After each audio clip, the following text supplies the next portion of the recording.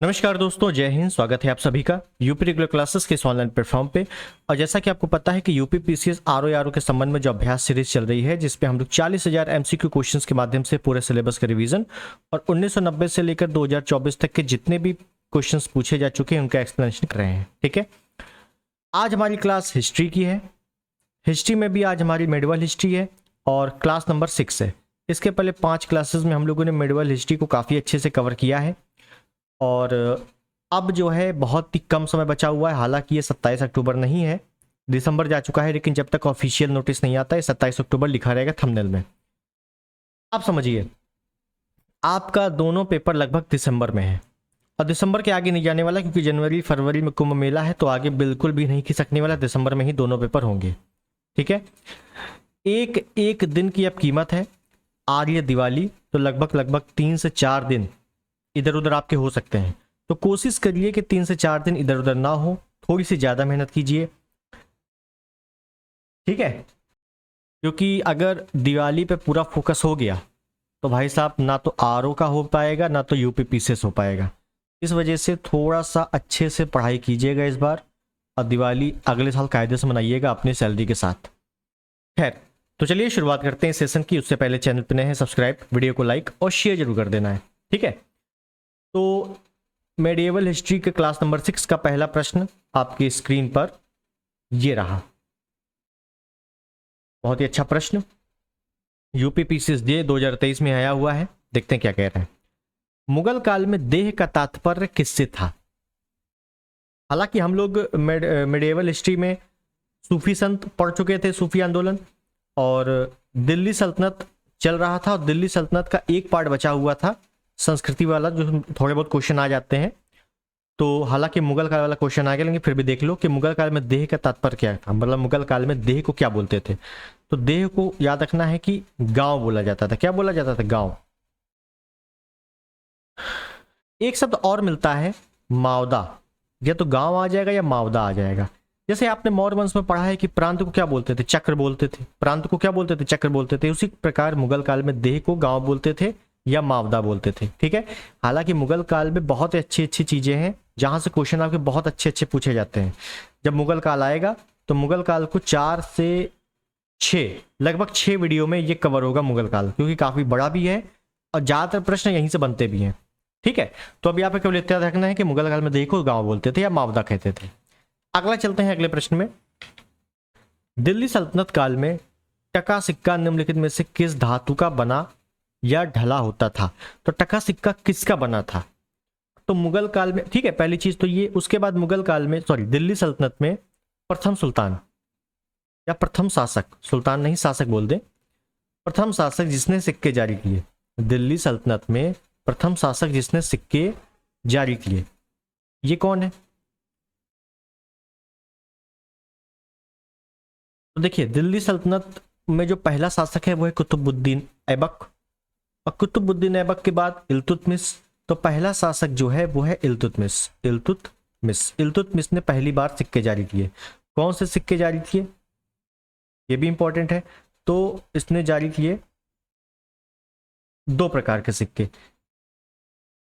एक है चांदी, चांदी का सिक्का, और एक है तांबा, तांबा का सिक्का। समझिएगा, चांदी का और तांबा का।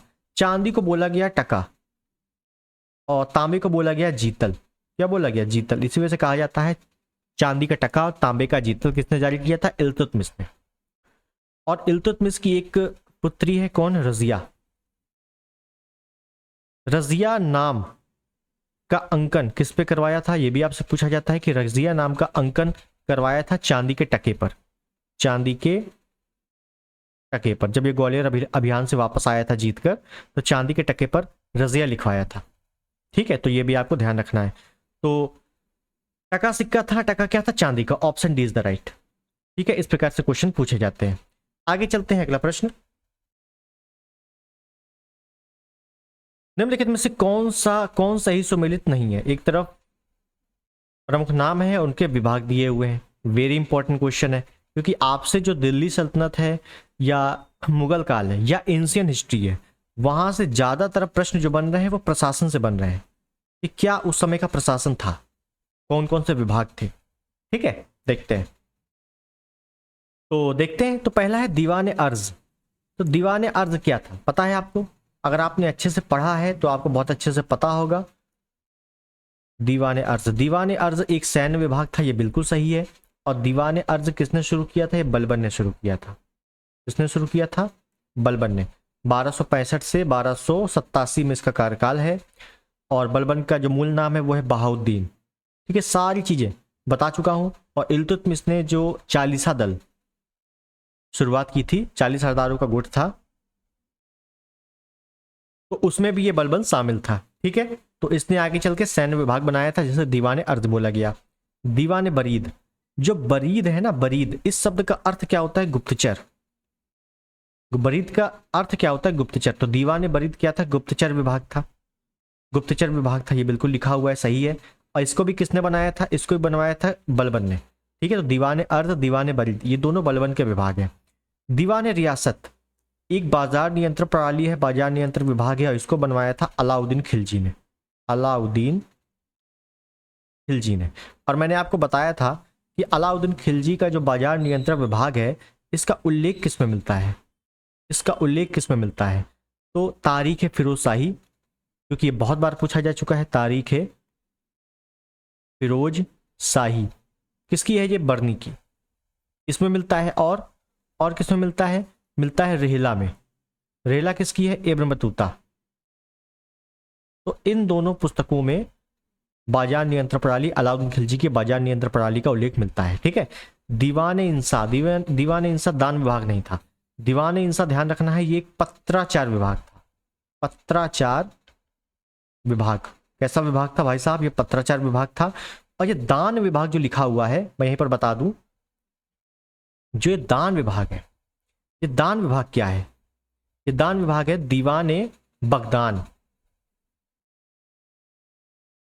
सॉरी, दीवान खैरात।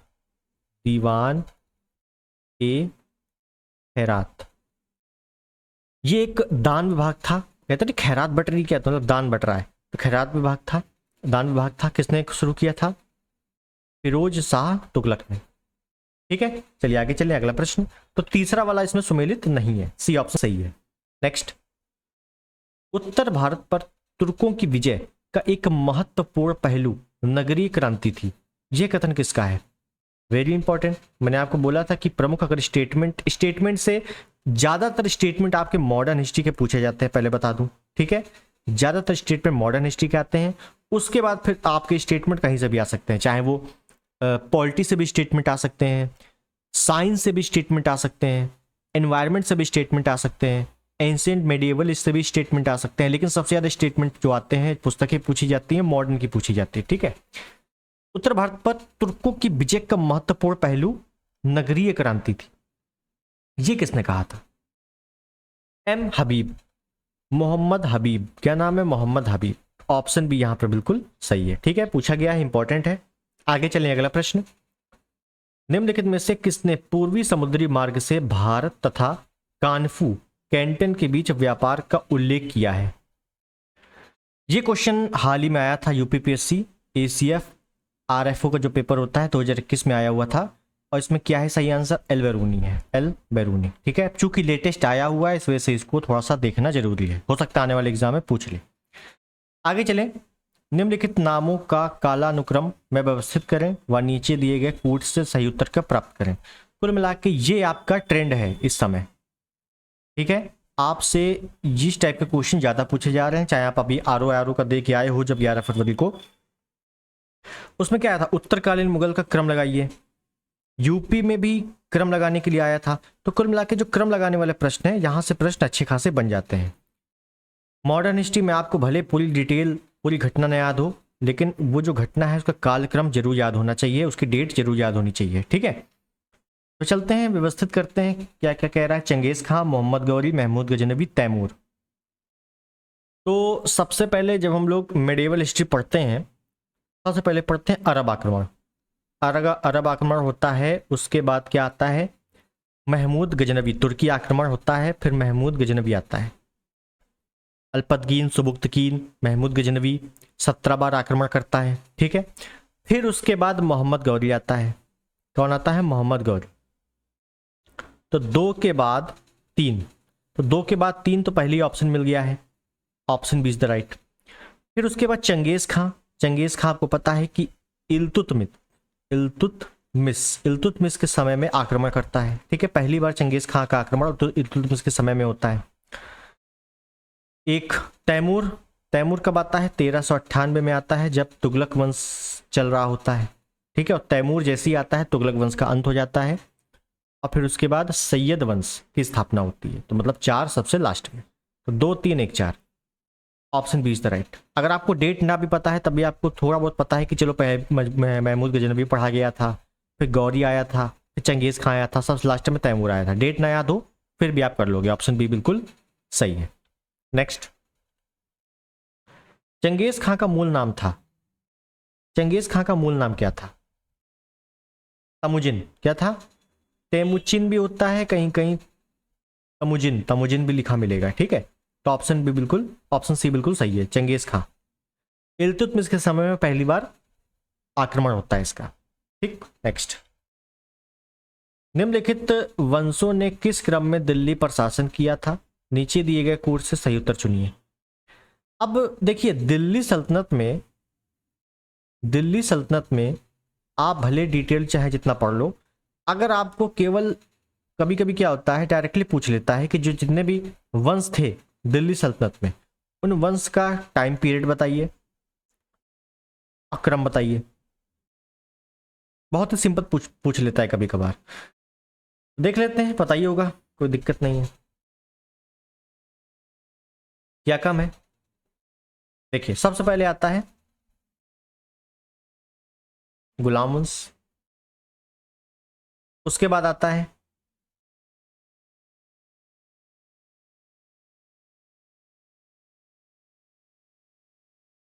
खिलजी वंश, फिर तुगलक वंश, फिर सैयद वंश, फिर लोदी वंश। क्या है? लोदी वंश। और इसके बाद फिर गुलाम वंश शुरू हो जाता है, कोई दिक्कत नहीं। ठीक है, तो देख लेते हैं, लगा देते हैं। तो पहला आता है गुलाम वंश, गुलाम मतलब 4 पहले नंबर पे, तो 4 पहले नंबर पे एक ही ऑप्शन में है, option D is the right. ठीक है, लेकिन कभी कभी 4 पहले नहीं आता है, कभी कभी खिलजी से स्टार्ट करता है, गुलाम ऑप्शन में नहीं होता, इस वजह से थोड़ा सा ध्यान रखना है इसके बारे में। नेक्स्ट है, निम्न को उनके कालानुक्रम लगाइए। ठीक है, कालक्रम अनुसार लगाते हैं, कोई दिक्कत नहीं है। अब यहाँ पे हमें वंश नहीं दिया है, यहाँ पे नाम दिए हैं। अब यहाँ पे नाम मैं आपको एक एक बताऊंगा डिटेल्ड, और आपको याद आता रहेगा कहाँ कहाँ मैंने पढ़ा था। देखिए, समझिए, ये लिखा है पहला रुकनुद्दीन। ये कौन है? रुकनुद्दीन, बहुत अच्छे से समझना है यहाँ पे। एक है इल्तुतमिश। इल्तुतमिश के हैं 2 पुत्र, एक बड़ा पुत्र है नासिरुद्दीन महमूद। नासिरुद्दीन महमूद के ही नाम पर सुल्तानगढ़ी का मकबरा या मदरसा नासरी किसने बनवाया था? इल्तुतमिश ने बनवाया था, अपने बड़े पुत्र की कब्र थी इसकी। ठीक है, और तुर्कों द्वारा निर्मित पहला मकबरा भी कहा जाता है इसको। तो इसका दूसरा पुत्र था रुकनुद्दीन, और मैंने आपको स्टोरी बताई थी, बहुत शराबी टाइप का आदमी था। इल्तुतमिश की एक पुत्री है जिसका नाम है रजिया, और इल्तुतमिश की पत्नी जिसका नाम है शाह तुर्कान के बारे में पूछा जा चुका है। ठीक है, संबंध पूछा गया था एक बार, तो इतनी चीजें आपको ध्यान रखनी है, सभी इंपॉर्टेंट है। तो रुकनुद्दीन कौन हो गया? इल्तुतमिश का लड़का हो गया। ठीक है, छोटा पुत्र है, बड़ा पुत्र की मृत्यु हो गई है, यह है छोटा पुत्र। ठीक है, फिरोज शाह तुगलक के बारे में आपको पता है, तुगलक वंश का एक प्रतापी शासक था, दिल्ली सल्तनत का अकबर भी कहा गया इसको। ठीक है, इसके बारे में पता है आपको। मुबारक खां, आपने पढ़ा खिलजी वंश में अलाउद्दीन खिलजी के बाद जो शासक बनता है मुबारक शाह खिलजी, मुबारक शाह या खां खिलजी, ये वही है जिसने स्वयं को खलीफा घोषित कर दिया था। ठीक, और इसने क्या किया था? खुसरव शाह, एक गुजरात के हिंदू व्यक्ति को मुस्लिम कन्वर्ट करवाया और उसका नाम खुसरो शाह रखा और उसको अपने पास रख लिया एज आ वजीर से कह लो या प्रधानमंत्री कह लो। अब फिर उसी खुसरो शाह ने इसको मार दिया, मुबारक शाह खिलजी को। अब फिर खुसरो शाह खुद शासक बन गया और इस वजह से प्रश्न पूछा जाता है कि दिल्ली सल्तनत के किस शासक के समय में हिंदू देवी देवताओं की पूजा होती थी। तो भैया खुसरो शाह के काल में हिंदू देवी देवताओं की पूजा होती थी। क्यों? जबरन उसको कन्वर्ट करवाया गया था, लेकिन था तो वो हिंदू ही। ठीक है। आलम शाह कौन है? आलम शाह कौन है? ये इसका पूरा नाम है अलाउद्दीन आलम शाह।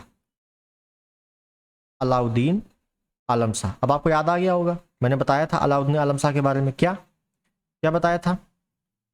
सैयद वंश, सैयद वंश का अंतिम शासक, अंतिम शासक। इसके बाद लोधी शुरू हो जाता है। ठीक है, तो सैयद वंश का अंतिम शासक है अलाउद्दीन आलम शाह। तो बस मिला लो। पहले आता है गुलाम वंश। गुलाम वंश का कोई नहीं है। फिर खिलजी है। गुलाम वंश का इल्तुतमिश के समय में रुकनुद्दीन है, तो पहले कर लो। ठीक है। उसके बाद आता है खिलजी वंश। खिलजी वंश में कौन है? 2 कर लो। फिर आता है फिरोज शाह तुगलक। तुगलक वंश में 3 कर लो और फिर लास्ट में 4 कर लो। तो 1 2 3 4 बिल्कुल क्रम से लगा हुआ है। 1 2 3 4 मतलब option C is the right. बताइए, है सिंपल क्वेश्चन। बस थोड़े से नाम आपको पता होने चाहिए। कोई जरूरी नहीं आपको डेट याद हो कि नहीं याद हो, बस नाम पता है तो आराम से हो जाएगा। आगे चले। निम्नलिखित दिल्ली सुल्तानों में से किसकी माता हिंदू थी? Very important question.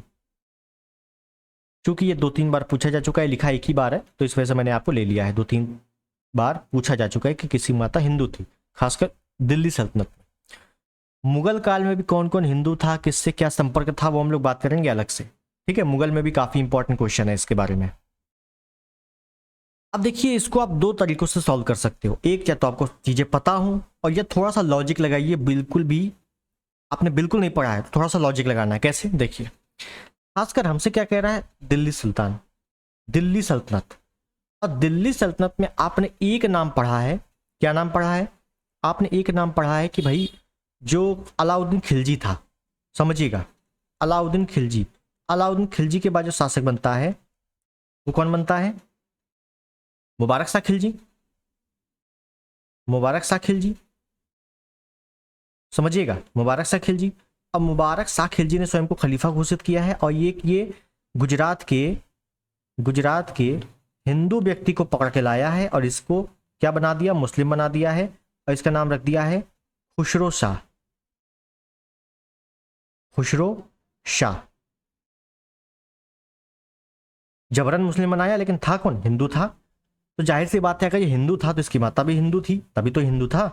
तो नासिरुद्दीन खुसरो जो था, इसकी माता कौन थी? हिंदू, तभी तो ये हिंदू था। बाद में इसको कन्वर्ट कर दिया, क्या दिक्कत है? वो तो बात की बात है ना, पहले तो ये हिंदू ही है, तो इसकी माता हिंदू है। तो ऑप्शन ए जो है ये हिंदू माता है इसकी। ऑप्शन ए केवल डी में दिया हुआ है, तो ऑप्शन डी इज सॉरी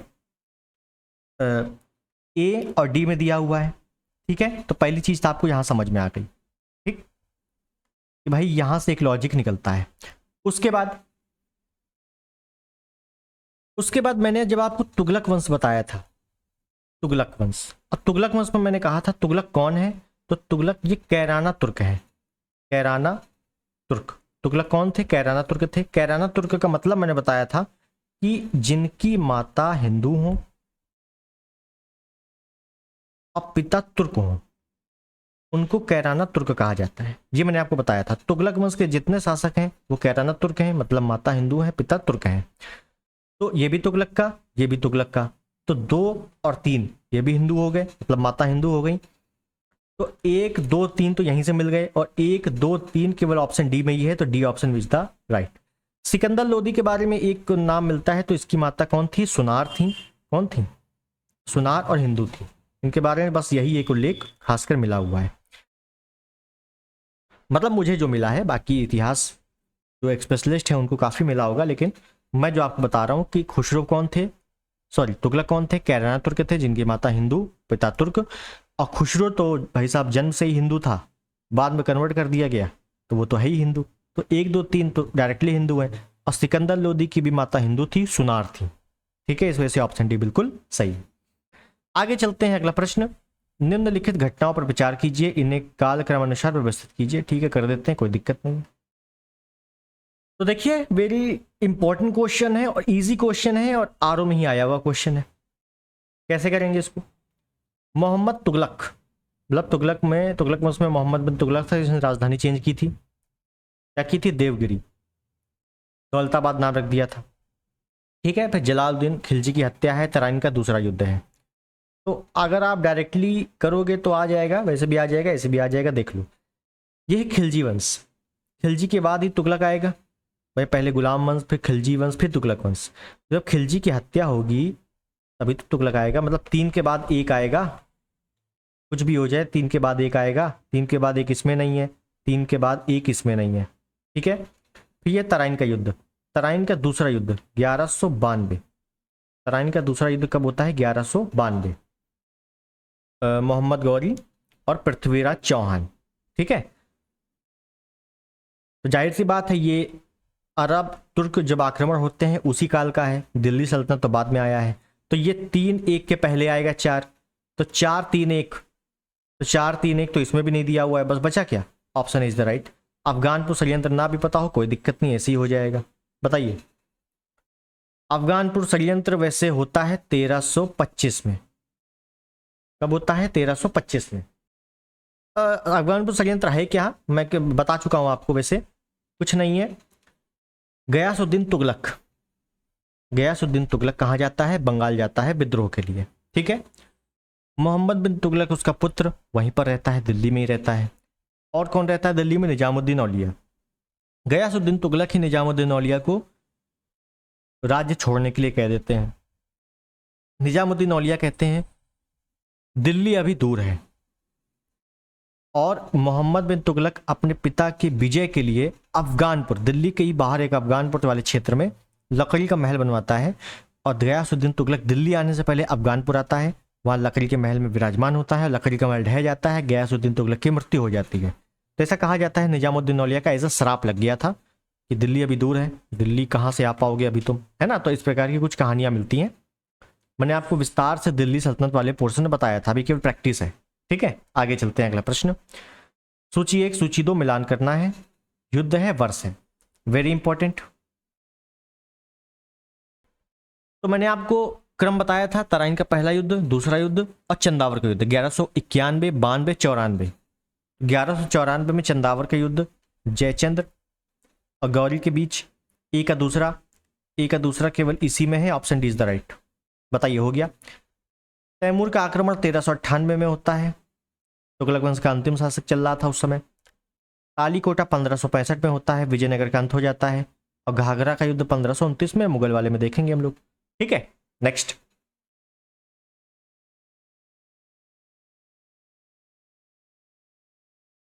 बारह सौ 2 ईस्वी में नालंदा विश्वविद्यालय को किसने नष्ट किया था? नालंदा विश्वविद्यालय कहाँ? बिहार में है। नालंदा विश्वविद्यालय को किसने बनवाया था? कुमारगुप्त प्रथम ने, है ना। तो एंशियंट में हम लोग काफी देख चुके हैं नालंदा विश्वविद्यालय के बारे में। बख्तियार खिलजी ने इसको नष्ट किया था, जला दिया था बख्तियार खिलजी ने। बख्तियार खिलजी कौन था? मोहम्मद गौरी का ये भी गुलाम था। कुतुबुद्दीन ऐबक और बख्तियार खिलजी दोनों गुलाम थे। ये कहाँ चला गया था? बिहार में। इस वजह से पूछा जाता है कि बिहार का प्रथम मुस्लिम शासक, बिहार का प्रथम मुस्लिम शासक कौन था? तो बख्तियार खिलजी ही था। ठीक है, नेक्स्ट। निम्नलिखित में से कौन सा युग्म सही सुमेलित नहीं है? यात्री गृह देश, इब्र बतूता। इब्र बतूता तो भाई साहब मोरक्को से ही आता है ना, मोहम्मद बिन तुगलक के काल में। Africa, Morocco. Marco Polo Italy का ही है, मार्को पोलो इटली का ही है, बिल्कुल सही है। नूनिज पुर्तगाल का है, विजयनगर में आता है। और अब्दुल रज्जाक ईरान से आता है, तुर्की से नहीं आता, ये आता है ईरान से। ऑप्शन सी बिल्कुल सही है। नेक्स्ट, विभिन्न सुल्तानों द्वारा निम्नलिखित विभागों के निम्नलिखित युग्मों में कौन सा असत्य है, कौन सा गलत है, कौन सा विभाग उससे संबंधित नहीं है? देख लेते हैं। दीवान ए मुस्तखराज, तो दीवान ए मुस्तखराज जो है अलाउद्दीन खिलजी का है, बिल्कुल सही है। और यह है क्या? मुस्तखरीद, ये राजस्व वसूलने वाला विभाग है। अलाउद्दीन खिलजी का राजस्व वसूलने वाला मतलब टैक्स कलेक्शन वसूलने वाला विभाग, ठीक है। दीवाने अमीर को ही मोहम्मद बिन तुगलक ने बनवाया था, दीवाने अमीर को ही। ये कृषि विभाग था, कृषि विभाग, ठीक। दीवान खैरात, कहते नहीं खैरात बटनी क्या, तो ये दान विभाग था, दान विभाग था, फिरोज शाह तुगलक द्वारा बनवाया गया था, बिल्कुल सही है। दीवान रियासत बलबन का नहीं था, दीवान रियासत बाजार नियंत्रण, बाजार नियंत्रण के लिए बनवाया गया था और अलाउद्दीन खिलजी द्वारा, अलाउद्दीन खिलजी द्वारा, ठीक है।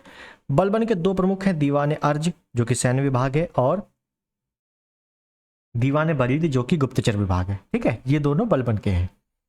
चलिए आगे चलते हैं, यहां पे ऑप्शन डी बिल्कुल सही है। नेक्स्ट, निम्नलिखित में से कौन सही सुमेलित नहीं है, कौन सा सही सुमेलित नहीं है। दीवान अर्ज, दीवान अर्ज सैन्य विभाग है जो कि बलबन द्वारा बनवाया गया है, बिल्कुल सही है। दीवान बरीद गुप्तचर विभाग है जो कि बलबन द्वारा बनवाया गया है, बिल्कुल सही है। दीवान रियासत बाजार नियंत्रण प्रणाली है जो कि अलाउद्दीन खिलजी द्वारा बनवाया गया है, बिल्कुल सही है। दीवान इंसा दान विभाग नहीं है, सी वाला बिल्कुल सही है। यही क्वेश्चन शायद अभी पीछे आ चुका है ना, दोबारा रिपीटेड क्वेश्चन है। नेक्स्ट, सूची 1 सूची 2 मिलान करना है, कोई दिक्कत निकल लेते हैं। प्रतीक मुद्रा, या इसी को आपने पढ़ा होगा सांकेतिक मुद्रा। मैं फेमस बता रहा हूं जो आपसे बहुत बार पूछे जाते हैं, वो तो रटे ही होंगे। सांकेतिक मुद्रा किसने बनवाया था, किसने चलवाया था, मोहम्मद बिन तुगलक की ही एक योजना थी सांकेतिक मुद्रा की। बी का हो गया 4, बी का जैसी 4 हो गया, option B is the right. Chahalgani 40 सरदारों का एक गुट, 40 दल किसने शुरू करवाया था, सी का 2 इल्तुतमिश ने। तो सी का 2 हो गया, सी का 2 इसमें है।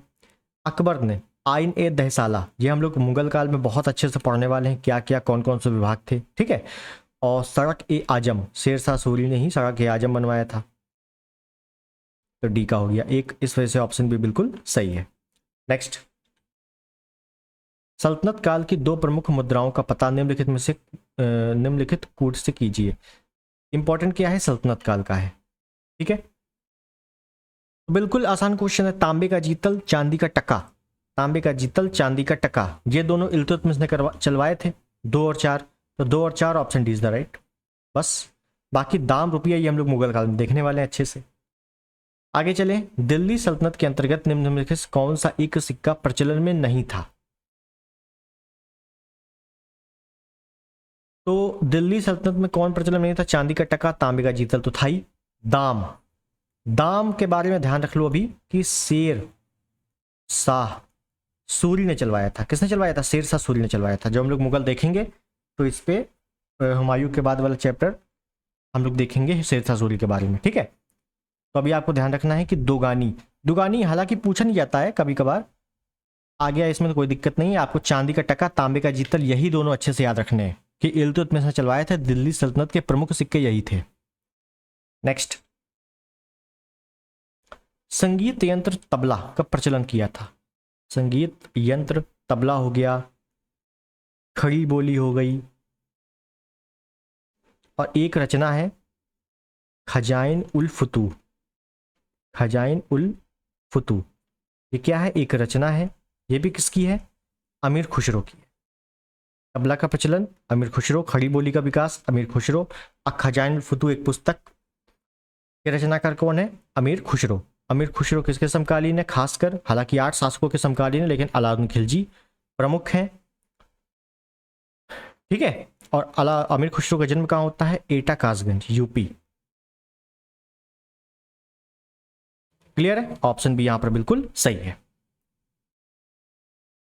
नेक्स्ट, ओके, तो हमारे सारे प्रश्न हो गए हैं समाप्त। आज हम लोगों ने देखा मेडिएवल हिस्ट्री,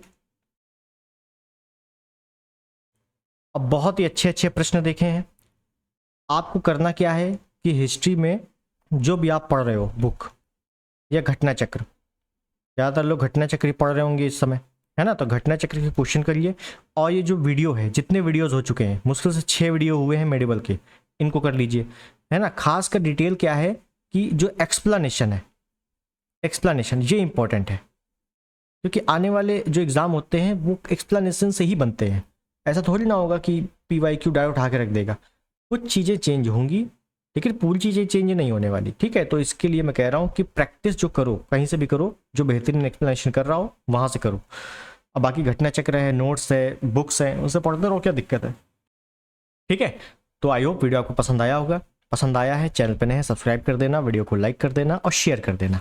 मिलते हैं अगले वीडियो में, तब तक के लिए नमस्कार, जय हिंद, वंदे मातरम।